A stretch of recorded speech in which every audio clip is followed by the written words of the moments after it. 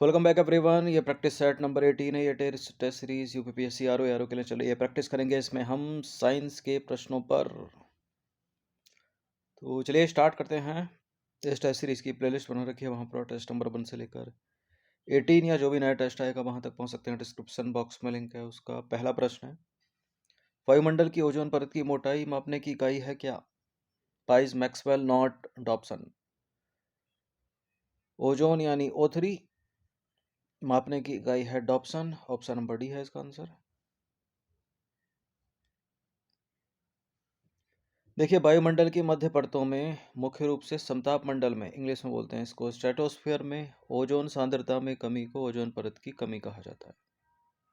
यह पृथ्वी पर जीवन के लिए बेहद हानिकारक है और मुख्य रूप से मनुष्य द्वारा उत्पादित हेलोजेनेटेड हाइड्रोकार्बन्स अर्थात CFC, HCFC, हेलान, कार्बन टेट्राक्लोराइड और मिथाइल ब्रोमाइड के उत्सर्जन के कारण होता है। ठीक है, क्या लाइन लिखी है? यह पृथ्वी पर जीवन के लिए बेहद हानिकारक है। यह क्या? ओजोन परत की कमी। ठीक है, ओजोन छिद्र को आमतौर पर पृथ्वी की सतह पर एक बिंदु के ऊपर ओजोन के कुल स्तंभ में कमी से मापा जाता है, जिसे आमतौर पर डॉप्सन इकाइयों में व्यक्त किया जाता है, जिसे संक्षेप में DU कहा जाता है। पृथ्वी पर पलायन वेग है कितना? पृथ्वी पर पलायन वेग स्कूल में पढ़ा होगा आपने, 11.2 किलोमीटर प्रति सेकंड। ऑप्शन नंबर बी है इसका आंसर। देखिए, ये नंबर इस पर कॉल या व्हाट्सएप करके आप इस टेस्ट सीरीज़ की फुल टेस्ट सीरीज़ प्राप्त कर सकते हैं। 149 में पूरे साल के लिए फुल टेस्ट सीरीज़ वाले ग्रुप से जुड़ सकते हैं। इतना कम इसलिए रखा है ताकि सभी लोग इसको अफोर्ड कर सकें। पलायन वेग खगोल विज्ञान और अंतरिक्ष अन्वेषण में किसी पिंड के गुरुत्वाकर्षण केंद्र से बिना किसी त्वरण के पलायन के लिए आवश्यक वेग है। पृथ्वी की सतह पर यदि वायुमंडलीय प्रतिरोध की उपेक्षा की जाए तो पलायन वेग का परिणाम लगभग 11.2 किलोमीटर प्रति सेकंड होगा, यानी 6.96 मील। क्वेश्चन नंबर 3 पर आ जाइए। निम्नलिखित युग्मों पर विचार कीजिए। फ्रेनोलॉजी मानव खोपड़ी का अध्ययन, एंथोलॉजी घासों का अध्ययन, एग्रोस्टोलॉजी फूलों का अध्ययन और पेलिनोलॉजी पराग कणों और अन्य बीजाणुओं का अध्ययन। लेकिन अपने को बताना है कि कौन सा इसमें मिसमैच है, यानी सही सुमेलित नहीं है। देखिए, फ्रेनोलॉजी जो है वो मानव खोपड़ी का ही अध्ययन है, ठीक है। और पेलिनोलॉजी परागकणों और अन्य बीजाणुओं का अध्ययन है, ये भी करेक्ट है। एग्रोस्टोलॉजी जो है वो फूलों का नहीं बल्कि घासों का अध्ययन है, और एंथोलॉजी फूलों का अध्ययन है, ये इम्पोर्टेंट है। तो यहाँ दूसरा और तीसरा मिसमैच है, वही अपना आंसर हो जाएगा बी। ठीक है, फ्रेनोलॉजी जो है वो मानव खोपड़ी का अध्ययन, एंथोलॉजी फूलों का अध्ययन है, और एग्रोस्टोलॉजी घासों का अध्ययन है, और पेलिनोलॉजी परागकणों और अन्य बीजाणुओं का अध्ययन है, तो भी करेक्ट है।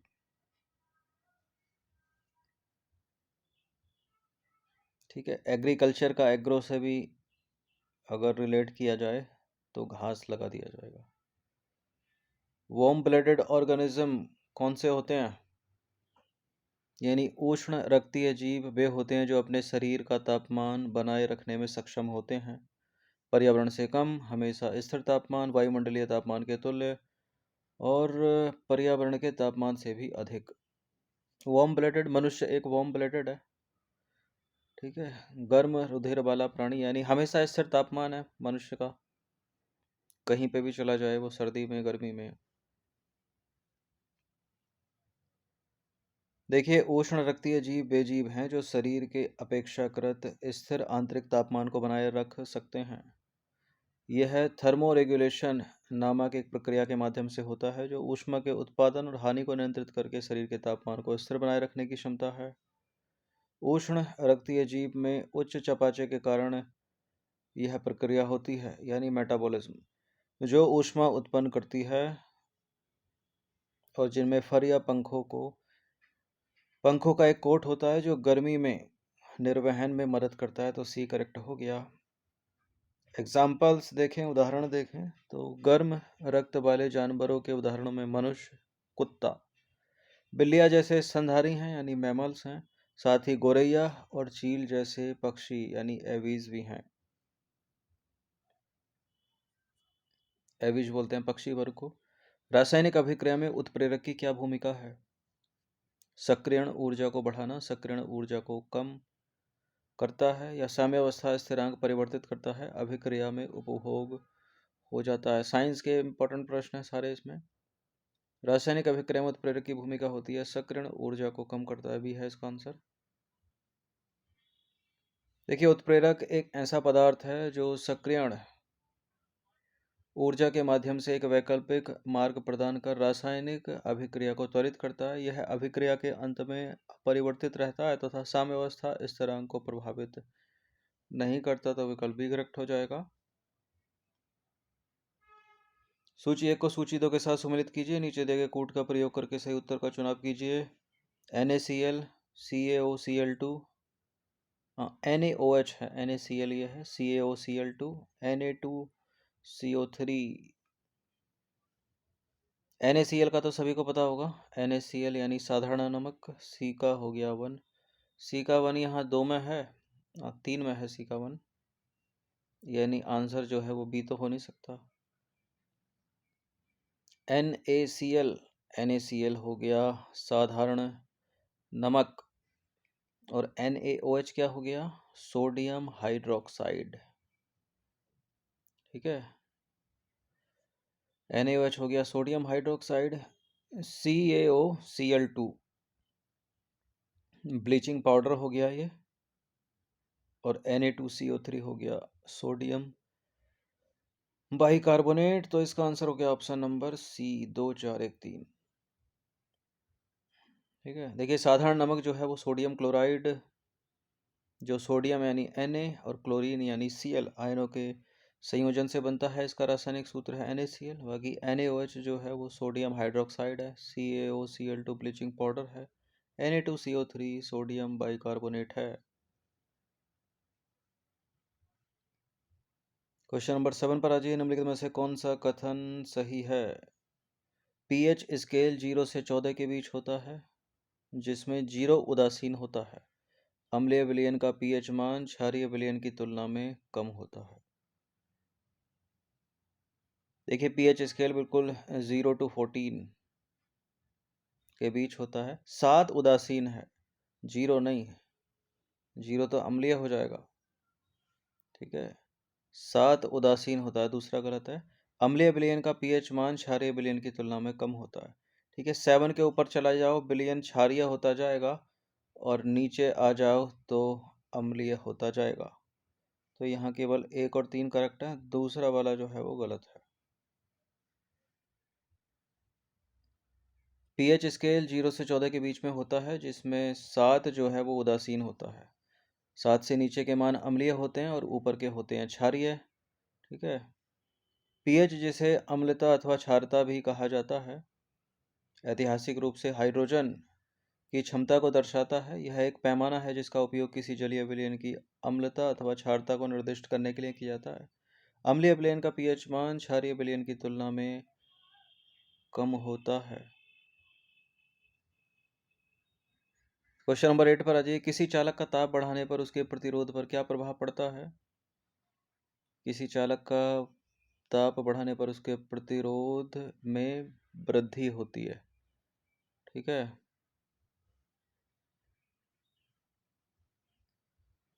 किसी चालक के ताप में वृद्धि के साथ इलेक्ट्रॉनों की यादृच्छिक गति जो है वो बढ़ जाती है। परिणाम स्वरूप धनात्मक आयनों के साथ इलेक्ट्रॉनों के संघटकों की संख्या बढ़ जाती है, और ताप बढ़ाने पर चालक का प्रतिरोध बढ़ता है। तो एक करेक्ट हो गया।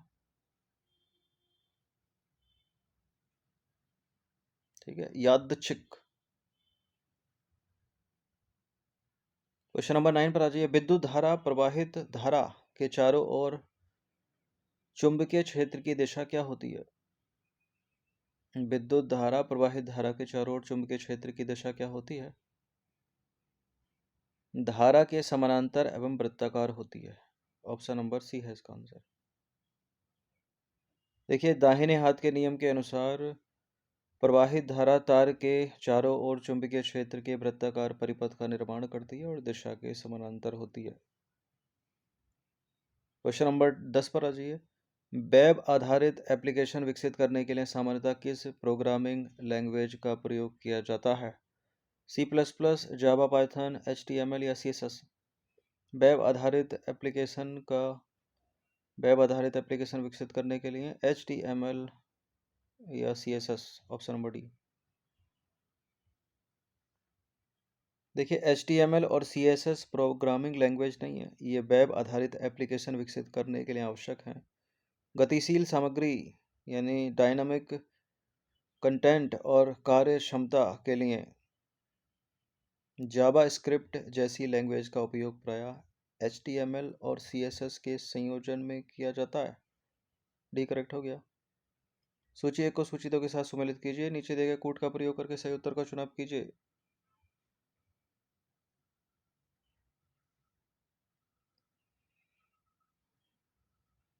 सूची 1 में अम्ल का नाम, सूची 2 में उपस्थिति। एसिटिक अम्ल, फार्मिक अम्ल, ऑक्सैलिक अम्ल, टार्टरिक अम्ल। ऊपर वाला जो प्रश्न था कंप्यूटर का एडेड हो गया है।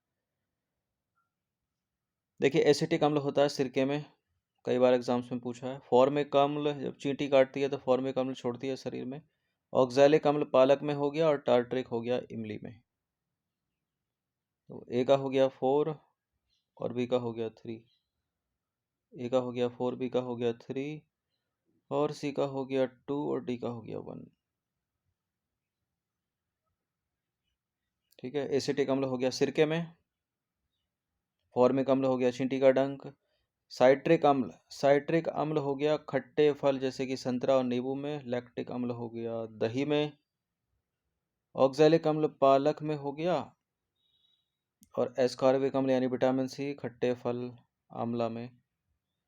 टार्ट्रिक अम्ल इमली में, अंगूर में और कच्चे आम में। 12वां प्रश्न है, दूरदृष्टि दोष के संदर्भ में निम्नलिखित कथनों पर विचार करेंगे। दृष्टि दोष के संदर्भ में दृष्टि दोष जैसे कि दूरदृष्टि दोष, निकट दृष्टि दोष, जरांधता होता है एक।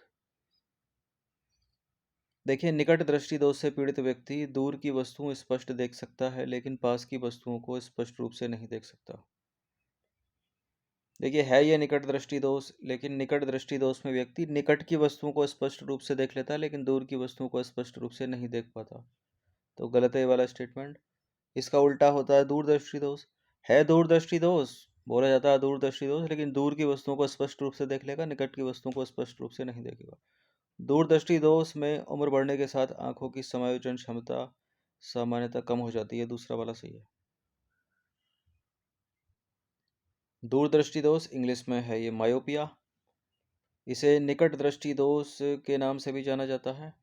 निकट दृष्टि दोष इंग्लिश में है ये मायोपिया। तो निकट दृष्टि दोष या मायोपिया को निकट दृष्टि दोष के नाम से जाना जाता है। निकट दृष्टि दोष से पीड़ित व्यक्ति निकट की वस्तुओं को तो स्पष्ट रूप से देख लेता है लेकिन दूर की वस्तुओं को स्पष्ट रूप से नहीं देख पाता। निकट दृष्टि दोष में किसी दूर की वस्तु का प्रतिबिंब रेटिना के सामने बनता है, रेटिना पर नहीं। निकट दृष्टि दोष के कारण आंख के लेंस की अत्यधिक वक्रता या नेत्र गोलक का लंबा होना, आवश्यक शक्ति के अवतल लेंस यानी कॉनकेव लेंस का उपयोग करके निकट दृष्टि दोष को ठीक किया जा सकता है। अब आ जाइए दूर दृष्टि दोष पर। इसको बोलते हैं हाइपरमेट्रोपिया। तो इसे दूर दृष्टि दोष कहा जाता है। इसमें व्यक्ति दूर की वस्तुओं को तो स्पष्ट रूप से देख लेता है लेकिन पास की वस्तुओं को स्पष्ट रूप से नहीं देख पाता। ऐसा इसलिए होता है क्योंकि पास की वस्तु से आने वाली प्रकाश किरणें रेटिना के पीछे एक बिंदु पर केंद्रित होती हैं। तो एक में प्रतिबिंब, किसी में भी रेटिना पर प्रतिबिंब नहीं बन रहा, ठीक है, जो कि जरूरी है। एक में पीछे बन रहा है, एक में आगे बन रहा है। दूरदृष्टि दोष के कारण क्या है? नेत्र गोलक की फोकल बहुत लंबी होती है या नेत्र गोलक बहुत छोटा हो गया है। इसको दूर कैसे करेंगे? आवश्यक शक्ति के उत्तल लेंस यानी कॉन्वेक्स लेंस का उपयोग करके इस दोष को ठीक किया जा सकता है। ठीक है, यहाँ चीज याद रखिएगा, लेंस की बात हो रही है। मिरर भी लिख देते हैं कि कैसे ठीक हो, कौन के मिरर, मिरर नहीं लेंस।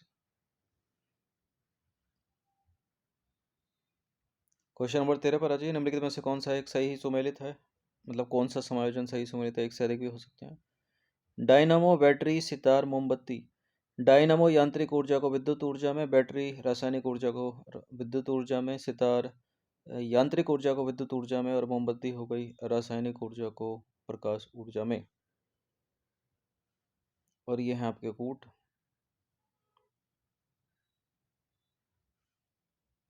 देखिए डायनामो तो कई बार पूछा गया एग्जाम में। डायनामो यांत्रिक ऊर्जा को विद्युत ऊर्जा में परिवर्तित करता है, यानी काइनेटिक एनर्जी को इलेक्ट्रिक एनर्जी में, तो ये ठीक है। बैटरी में रसायन भरे होते हैं, रासायनिक ऊर्जा से विद्युत ऊर्जा उत्पन्न होती है, ये भी ठीक है। सितार जो है यांत्रिक ऊर्जा से ध्वनि ऊर्जा यानी काइनेटिक एनर्जी साउंड एनर्जी में, ये भी ठीक हो गया।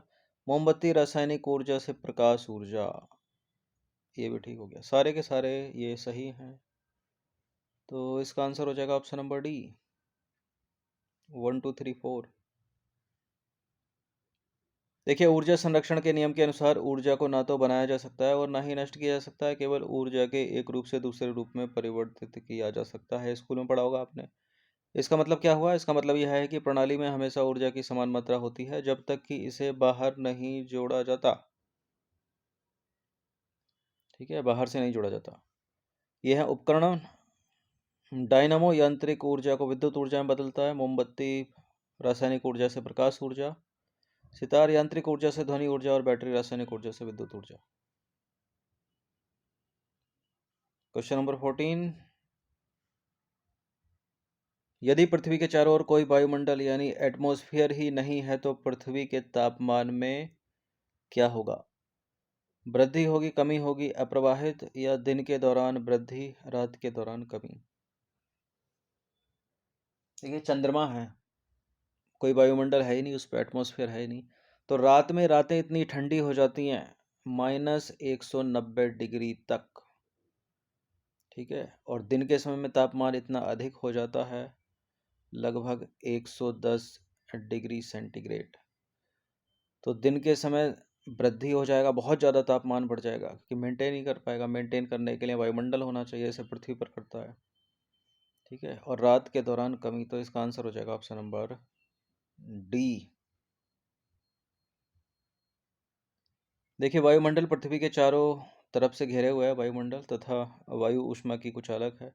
वायुमंडल पृथ्वी के औसत तापमान को दिन के समय के साथ साथ पूरे वर्ष स्थिर रखता है। वायुमंडल दिन के समय तापमान में अचानक वृद्धि को रोकता है, साथ ही रात्रि के समय यह बाहरी अंतरिक्ष में ऊष्मा के परिवर्तन को धीमा करता है। चंद्रमा जो है वो सूर्य से लगभग उतनी ही दूरी पर है जितनी दूरी पर पृथ्वी। इसके बावजूद चंद्रमा की सतह पर बिना वायुमंडल के तापमान -190 डिग्री से दिन में +110 तक रहता है। अब इसमें कैसे सरवाइव करेगा आदमी? पृथ्वी पर जो गर्मियों में जो है जून में 52-53 तक चला जाता है, 55 तक, 54 तक। ठीक है, सर्वाइवल करना यही मुश्किल होता है, ये तो इसका डबल हो गया।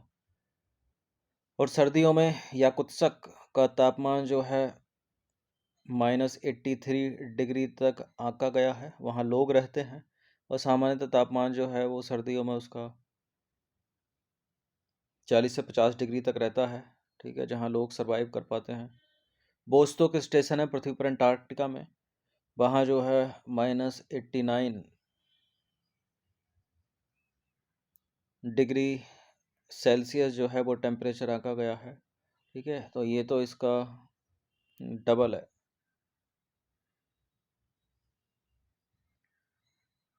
देखिए इसी प्रकार यदि पृथ्वी पर भी वायुमंडल ना हो तो दिन बहुत गर्म हो जाएंगे और रातें बहुत ठंडी हो जाएंगी, और यही स्थिति मंगल ग्रह पर भी है, मार्स पर, वहाँ भी वायुमंडल नहीं है।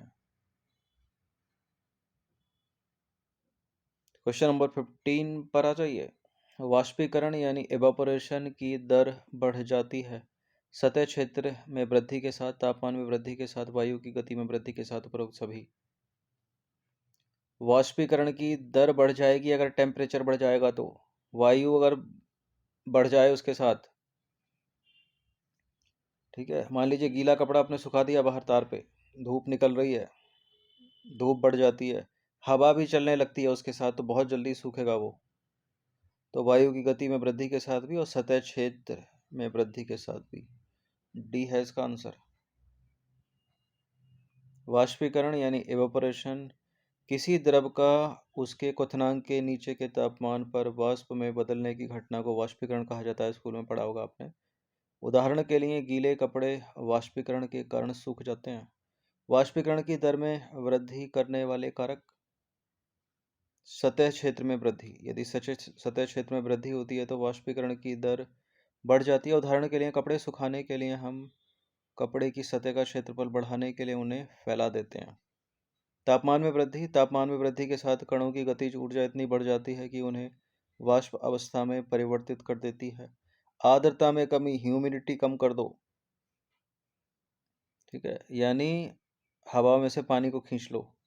आर्द्रता में कमी के कारण वाष्पीकरण बढ़ता है। यदि वायु में जल की मात्रा पहले से ही अधिक है तो वाष्पीकरण की दर कम हो जाती है। जैसे बरसात के दिनों में ह्यूमिडिटी होती है तो कपड़े जो है चिपचिपे से रहते हैं, सूखते नहीं अच्छी तरह से।